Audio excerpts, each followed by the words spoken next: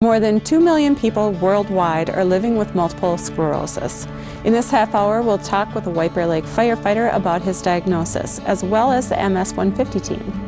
Residents are getting involved in a campaign to thank our police. We'll tell you how, plus we'll meet a new officer who's more than happy to be in front of the camera.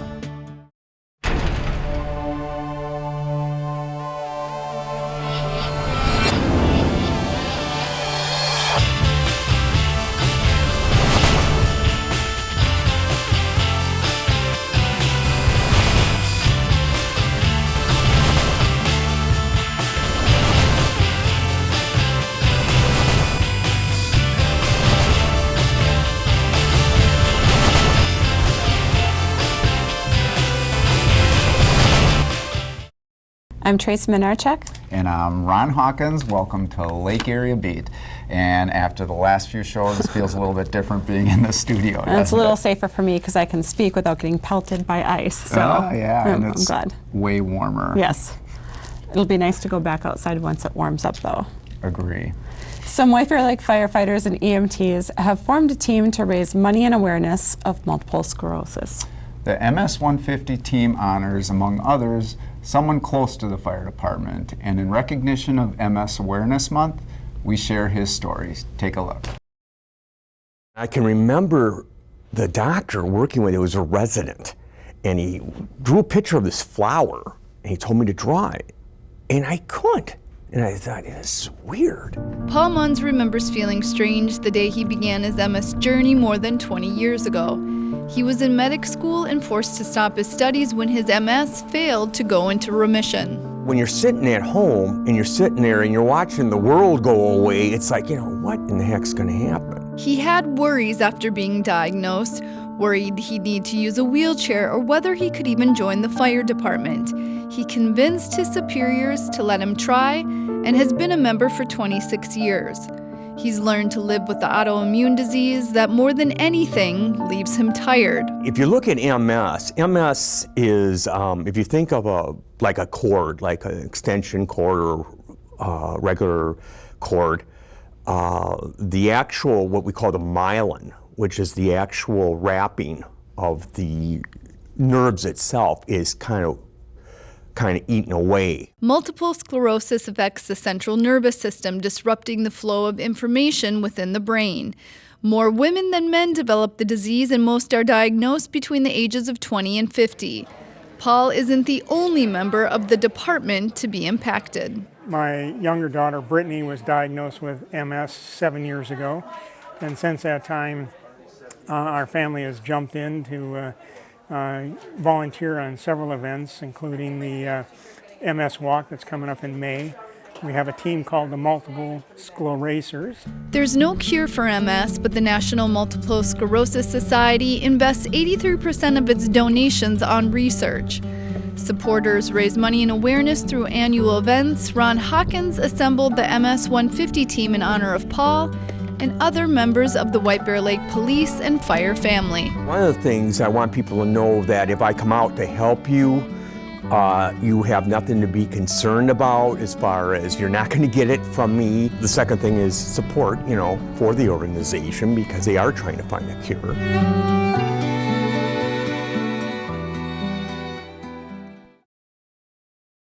So your team is comprised of police and fire, and everybody's dedicating their ride to somebody.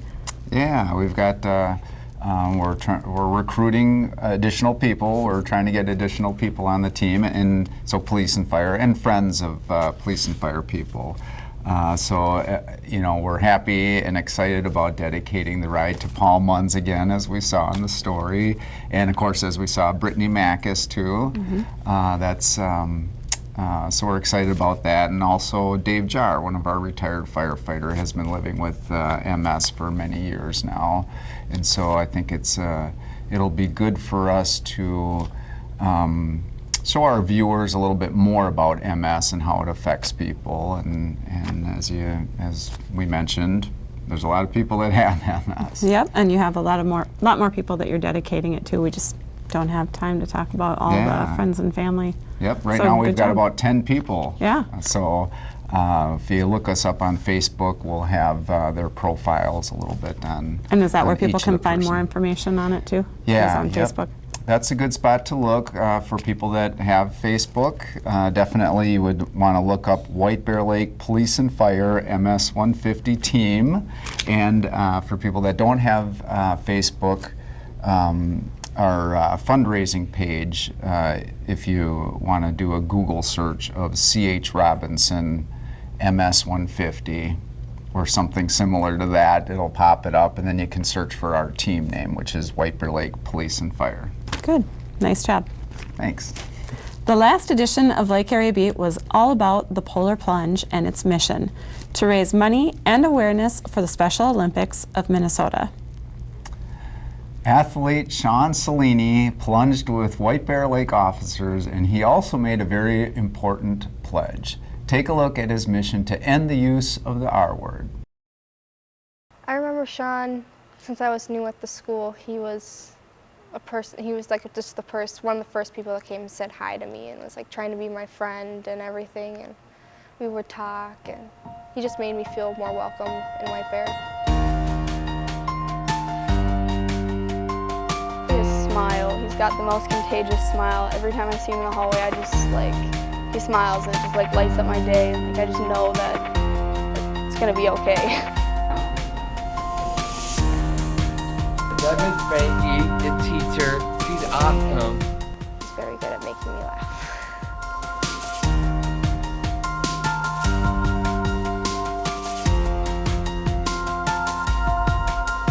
Sean's his class clown. It's cool.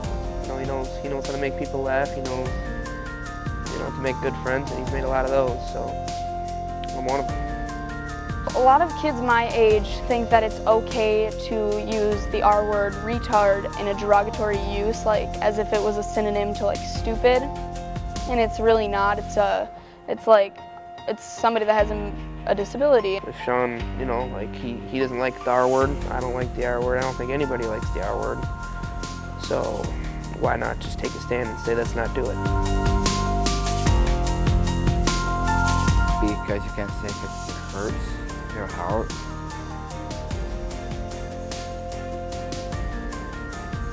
Just don't like it. I have an the R word shirt myself, and I wear it proudly, and I wear it not just in school, I wear it all over, so that's one of my free advertising, basically is what I'll put it as, to help spread the word not to use the R word. Would you want to be put in that situation? Would you want to be Sean feeling badly if he's called the R word? I wouldn't. Plain and simple.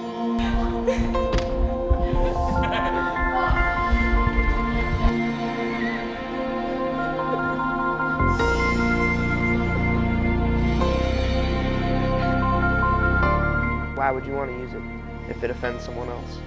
I have other friends too with disabilities, and my own mom has a disability and stuff, so like when people say that, I actually do take it to heart, and it does still hurt me and hurts my friends, and I don't like to see people hurt. I don't like getting hurt myself.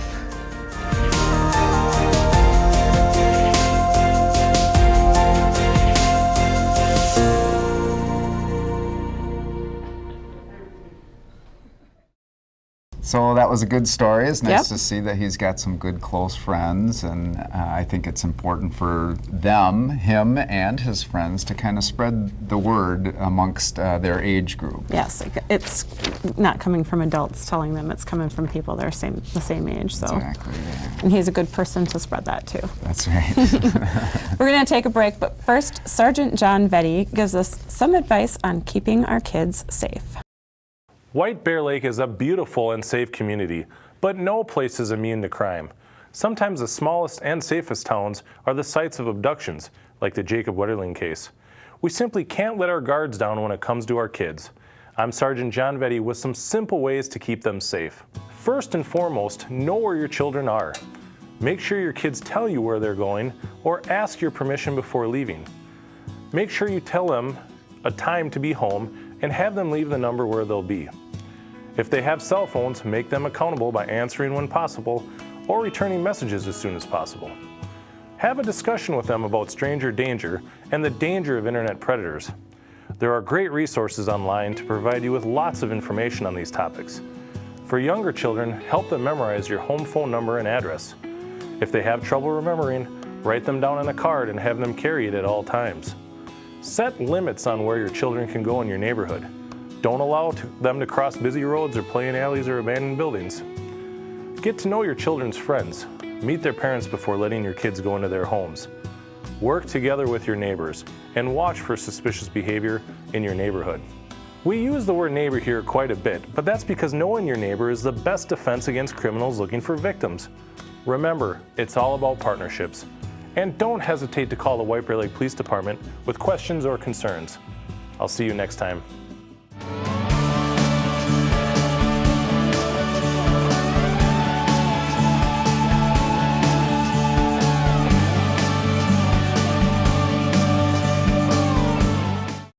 The White Bear Lake PD recently welcomed some new officers, and we caught up with one of them to learn more about his decision to become an officer. I started as a reserve officer in November of 2009, right out of high school, 18. From there, I started as a CSO in June of 2011, and October of 2015, got hired as a full-fledged police officer. Between DARE, explorers, not wanting to be a sanitation worker, it all kind of culminated where I am today. Day 2, so far so good.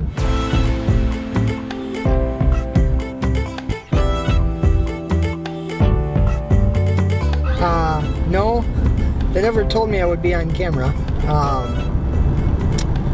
I do like being the center of attention, which is probably why I applied to be a police officer. For Adam David 015. I've had a lot of people say, yeah, you don't want to be a police officer, especially nowadays. But I think if you're as passionate about it for as long as I was, for, I don't know, 15 years, and you truly think it is what you really want to do, you can. A lot of ups and downs. I got my 2-year degree and I couldn't get hired anywhere.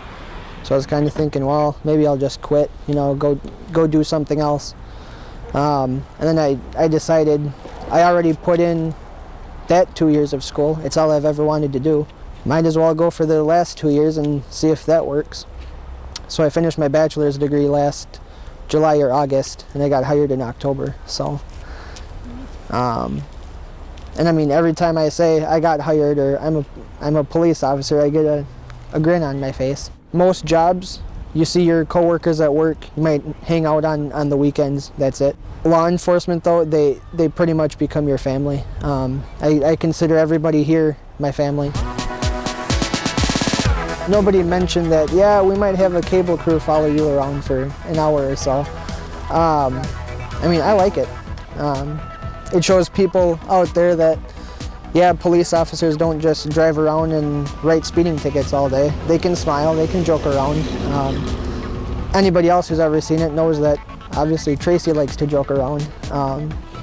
And I think it shows more of the human side to the people that drive these cars. There's people here that have worked here for, I don't know, 25, 30 years, and they keep saying, I never knew that. You learn something new every day. So even after working here for 30 years, they're still learning stuff.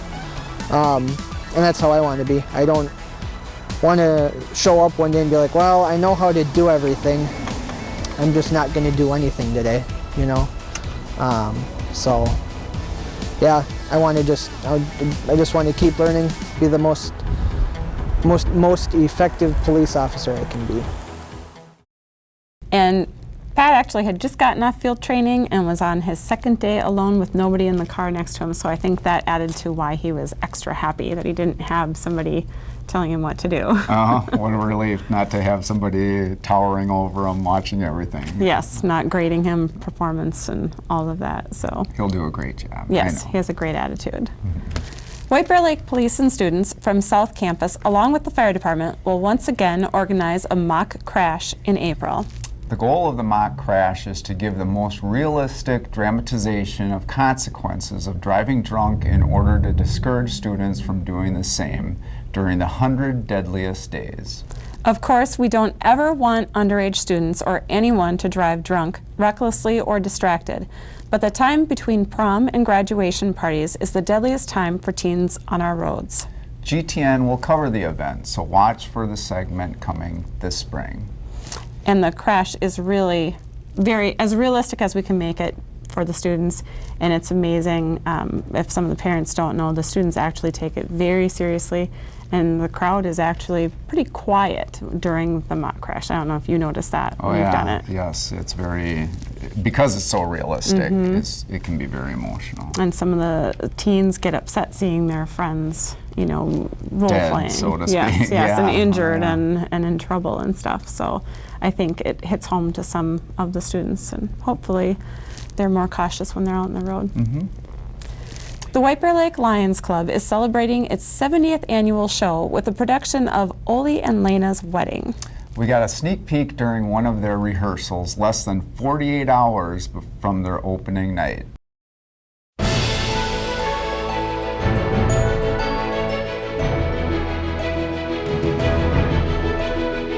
I am not a lion. My husband is actually a lion, but I have gone to the shows and I think they're just a blast and so much fun. So I thought, I want to get in there, and I didn't know what I was getting into, but it's so much fun. And yes, I am Mother Superior.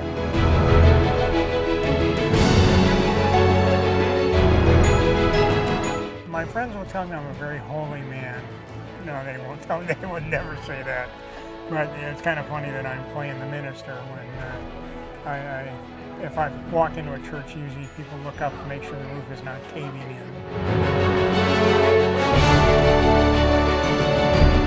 It's a family affair, though. It's myself, and then my son is also in the play as a junior groomsman, and my husband is on sets. So we're all here.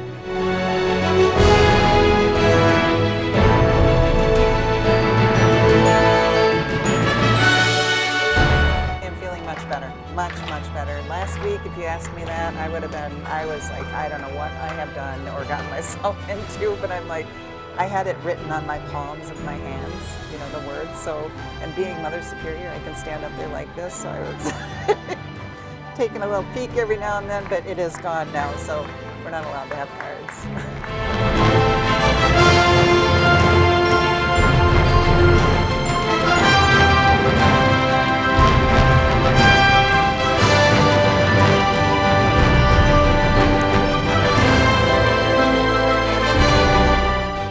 Money that we raise at this event, just like all the Lions Club events, all the profits go back to the community in a variety of different ways. So the more people here, the better.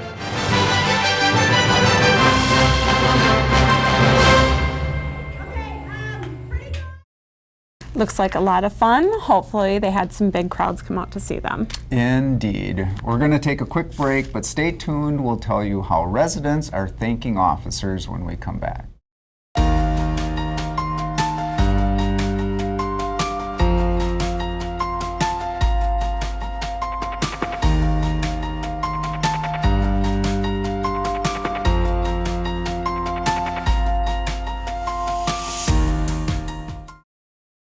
Last fall, White Bear Lake firefighter Jeff Lokes traveled across Minnesota thanking police officers for their service. Now White Bear Lake residents are doing the same.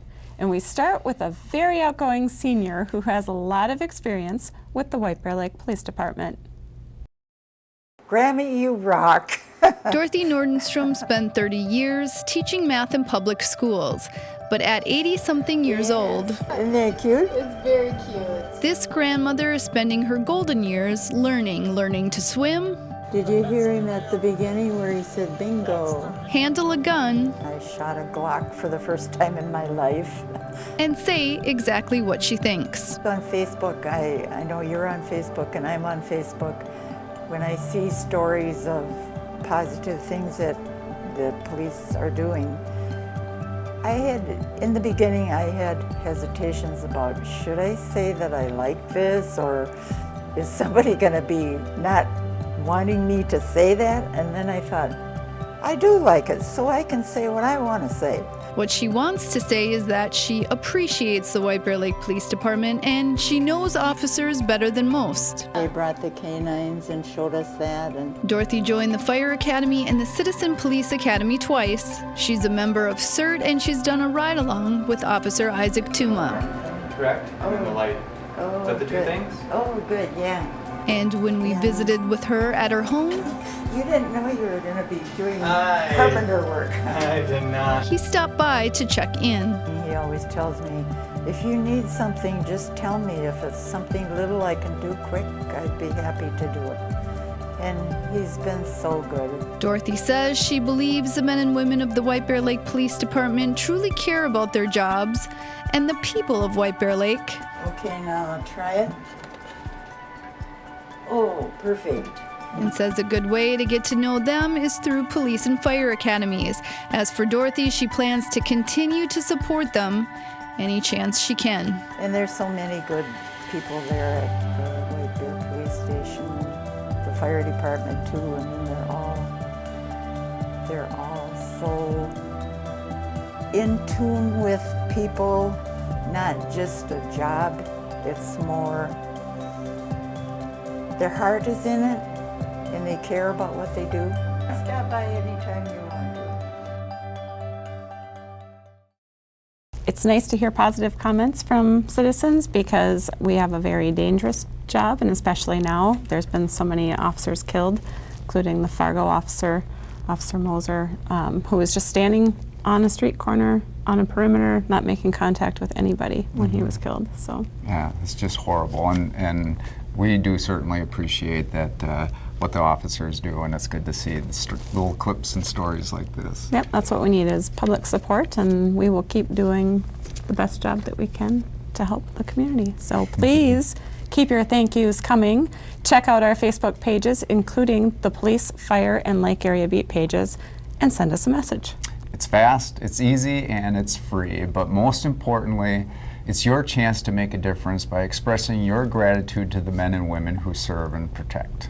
Before we go, many have dreamed of becoming an astronaut, but few succeeded. A White Bear Lake alum has achieved his goal, and despite the odds, he's telling students to reach for the stars. Joe Cullen and Nick Anderson have the story. Most kids dream of being an astronaut, a professional athlete, or a rock star when they're young. But as they grow older, they realize the odds are stacked against them to make it in a career where so few get the chance.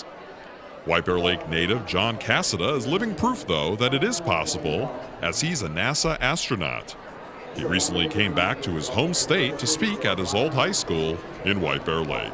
It was super exciting. It hasn't changed a whole lot, I'll be honest, and that was really neat and welcoming, and I might even be able to see a couple of my old teachers, which would be really neat. Cassida told us what his goals were for his speech to the students.